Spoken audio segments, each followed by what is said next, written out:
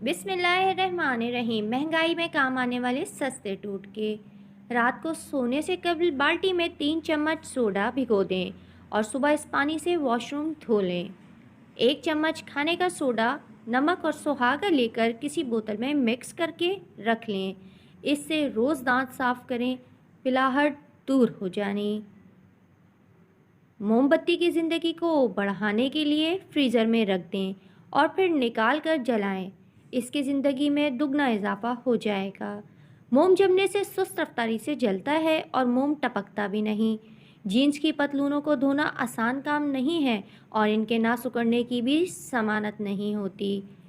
इसके मुकाबले में जब जीन्स में पहनने की वजह से बू पैदा हो जाए तो इसे एक केनॉस बैग में डालकर रात भर के लिए फ्रीज़र में रख दें। ठंडा दर्जा हरारत जल्दी खलियात से पतलून में मुंतकिल होने वाले इन बैक्टीरिया को ख़त्म कर देगा जो बू का बाइस बनते हैं। अगर मुर्गी शोरबे वाली पकानी हो तो इसे पकाने से 10-15 मिनट पहले लीमू का रस और सिरका लगाकर रख दें, फिर घी में तलकर मसाला डालकर पकाएं।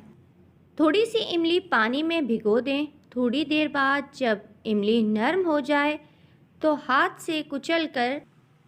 से खूब मल लें और इस इमली वाले पानी से बर्तनों को धोइए और खूब रगड़ें। बर्तन चमक उठेंगे। कसरत इस्तेमाल के बाद प्लास्टिक के बर्तनों और बोतलों पर कुछ दाग पड़ जाते हैं और चिकनाई जम जाती है।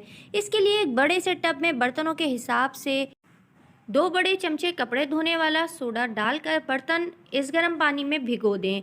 नताइज हैरान कुन होंगे। पुदीने की डंडियाँ या लीमू के छिलके कपड़ों और किताबों में रखने से कीड़े ख़त्म हो जाएंगे। मौसम गर्मा में तकिया में अगर थोड़ा काफूर मिला